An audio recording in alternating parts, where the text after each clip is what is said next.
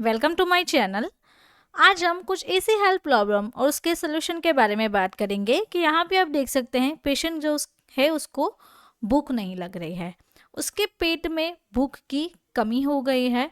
तो ये जो भूख की कमी है उसके कारण कुछ हेल्थ प्रॉब्लम हो सकते हैं, जैसे कि पेट के दाहिने हिस्से में या फिर पेट में बहुत तेज़ दर्द भी हो सकता है, और खाना ना खाने से या फिर जो दर्द हो रहा है वो ज़्यादा हो जाता है, जैसे कि पेट के जो ऊपरी भाग है वहाँ पे नाभि के आसपास भी दर्द हो सकता है। तो ये जो सभी प्रॉब्लम है वो इंडिकेट करते हैं कि आपको एपेंडिसाइटिस का प्रॉब्लम है। तो एपेंडिसाइटिस अगर किसी को है, जिसको बोलते हैं अपेंडिक्स में इन्फ्लेमेशन हो जाना, अपेंडिक्स जिसे हम जनरली जानते हैं, उस रोग का नाम है एपेंडिसाइटिस। तो यहाँ पे ये जो लिस्ट ऑफ कंटेंट देख रहे हैं, इस टॉपिक पे आज का हमारा वीडियो लेक्चर रहेगा। तो आप लास्ट तक बने रहें। अगर आपको भी ये प्रॉब्लम है तो आपको इसका इलाज मिलेगा। तो चलिए बेसिक स्टडी से समझते हैं, इंट्रोडक्शन से समझते हैं कि एपेंडिसाइटिस है क्या। जब भी यहाँ पे आप देखिए साइटिस, आइटिस, ITIS, जब भी आइटिस यूज होता है तो उसका मतलब है कहीं पे भी वहाँ पे जो भी रिलेटेड डिजीज़ है वो उसमें इन्फ्लेमेशन हो गया है, वहाँ पे आपको कुछ पेन हो रहा है। अब हम सीखेंगे कि एपेंडिसाइटिस जो है वो किस कारण से होता है। तो हमारा जो अपेंडिक्स है उसमें क्लोज यानी कि लम्स हो गया है, वो इन्फेक्टेड हो गया है या फिर उसमें इन्फ्लेमेशन हो गया है। तो ये एक हमारी बॉडी को और हमारा जो अपेंडिक्स है उसको एक शेप देता है। तो ये छोटा सा है, ट्यूब लाइक, यहाँ पे आप देख सकते हैं इस तरीके से ऑर्गन है, और ये हमारे लार्ज इंटेस्टाइन से जुड़ा हुआ होता है। तो यहाँ पे आप देखिए कि क्यों हो रहा है ये सब हमारी बॉडी में, अपेंडिसाइटिस क्यों होता है। बिकॉज यहाँ का ये जो टिश्यू है उसका प्रेशर इंक्रीज हो गया है, जिसके कारण ये इन्फ्लेम हो जाता है, वहाँ पे इन्फेक्शन आ जाता है। तो ये जो घट के माइक्रोब्स होते हैं जैसे कि एक कोलाई, बैक्टीरिया, फेज, वो हमारी इम्यून सिस्टम पे डायरेक्टली अफेक्ट करते हैं, जिसके कारण आपको एब्डोमिनल पेन हो सकता है। अब कॉजेज़ के बारे में सीखेंगे कि यहाँ पे देखिए कि नॉर्मल अपेंडिक्स है और जो इन्फ्लेम्ड अपेंडिक्स है वो किस वजह से होता है। तो हमारा जो अपेंडिक्स है वो अगर ब्लॉक हो गया है, आपको स्टूल सही से नहीं आ रहे हैं, अपेंडिक्स में पक्स हो जाना, लार्ज इंटेस्टाइन के नीचे वाले जो हिस्सा है वहाँ पे दर्द होना, और स्टोन हो जाना, कैंसर है अगर किसी को वहाँ पे गांठ हो गई है, या फिर उस ऑर्गन का इन्फेक्शन के कारण स्वेलिंग हो गया है, सूजन आ गई है। तो ये जो सारे कॉजेस है उसके कारण पेशेंट को अपेंडिसाइटिस हो सकता है। नाउ बीच में मैं आपको बताना चाहती हूँ, अगर आपको हमारे साथ ऐसे ही स्टडी करना अच्छा लगता है और हमारे साथ सीखना है, और ये जो हमारी बुक है वो आप परचेज कर सकते हैं, जिसकी प्राइस है आपकी 749, जो कि बेस्ट प्राइस पे हम अभी सेल कर रहे हैं। तो इसकी जानकारी के लिए आप मुझे व्हाट्सअप कर सकते हैं, या फिर learn with Pfizer mobile application से भी आप ये बुक परचेज हैं। तो यहाँ पे देख सकते हैं ये 2023 का वॉल्यूम है, आपको मिलेगा, देखिए अभी आप ऑर्डर कर रहे हैं तो आपको कौन सा वॉल्यूम मिलेगा, वॉल्यूम 3 2024, और अक्टूबर की आपको मिलेगी। तो चलिए आगे बढ़ते हैं और सीखते हैं इसके सिम्टम्स के बारे में, इसके लक्षण क्या हैं। तो लक्षण में ये है कि जितना पेन ज़्यादा हो रहा है उसके कारण पेशेंट को फीवर हो सकता है, एब्डोमेन में ज़्यादा पेन हो जाना, राइट साइड पे पेन हो रहा है, नोजिया वॉमिटिंग जैसा फील होना, भूख की कमी हो जाती है, डायरिया जैसा फील होता है, और कॉन्स्टिपेशन ज़्यादा बढ़ जाता है। अब डायग्नोसिस देखते हैं, जैसे कि अगर नॉर्मल अपेंडिक्स है तो यहाँ पे आप देखिए इस तरीके से ये इतना पोर्शन है।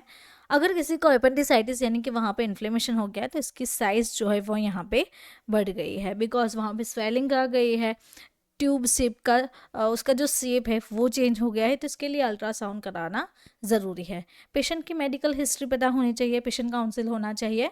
देन एब्डोमेन का MRI, एब्डोमेन का CT स्कैन, उससे भी पता चल सकता है कि प्रॉपर तरीके से सही से वहाँ पे कितना इन्फ्लेमेशन हुआ है, उसकी साइज़ कितनी बढ़ गई है।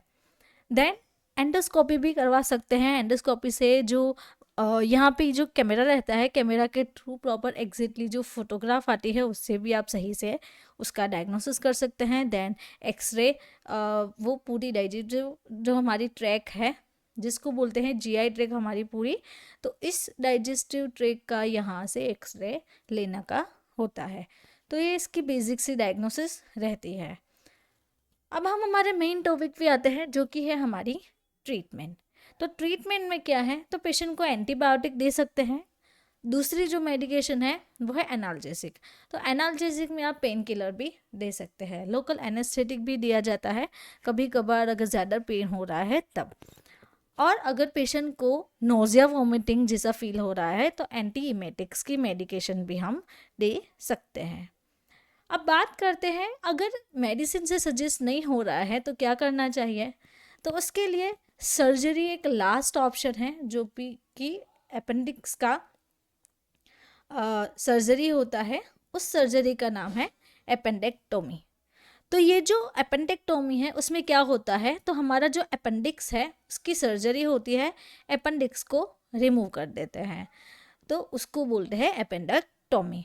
तो ये एक स्टैंडर्ड ट्रीटमेंट है, जो अगर किसी को अपेंडिसाइटिस का जो इन्फ्लेमेशन है, जो वहाँ पे सूजन हुई है वो बहुत ज़्यादा बढ़ गई है और उसका कोई इलाज नहीं मिला है,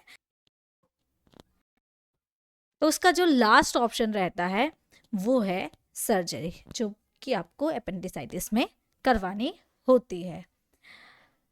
तो यहाँ पे आप देख सकते हैं हमारे कुछ कोर्सेज है। अगर आपको हमारे साथ सीखना है, फिजिकल बुक लेनी है, तो उसकी जानकारी मैंने आपको दी है। फिजिकल बुक की प्राइस है 749, जो कि आप मेरी मोबाइल एप्लीकेशन डाउनलोड फाइज से परचेस कर सकते हैं, या फिर व्हाट्सअप के थ्रू मुझसे कांटेक्ट करके आप डायरेक्टली भी परचेस कर सकते हैं।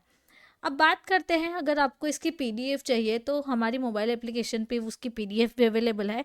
उसकी प्राइस है 299, जो कि आपको लाइफ टाइम के लिए पे करना है। एट वन टाइम पेमेंट है इसका। आप जहाँ तक मेरी मोबाइल एप्लीकेशन अपने फ़ोन में रखेंगे तब तक आपको ये जो पीडीएफ बुक है वो आपको देखने को मिलेगी। इसकी और भी जानकारी के लिए आप मुझे व्हाट्सएप के थ्रू कांटेक्ट कर सकते हैं। यहाँ पे आप देख सकते हैं कि उसके अलावा भी हमारे पास दूसरे कोर्सेज हैं, जैसे कि health and medicine course and medical treatment of disease course. तो ये भी आप हमारी मोबाइल एप्लीकेशन से परचेस कर सकते हैं। इसकी भी आपको लाइफ टाइम वैलिडिटी रहती है, यानी कि लाइफ टाइम के लिए आपको इस कोर्स के 199 और इस कोर्स के 250 लाइफ टाइम के लिए पे करना है। तो अगर आपको मेरा ये वीडियो अच्छा लगा तो आपको ये वीडियो भी अच्छा लगेगा।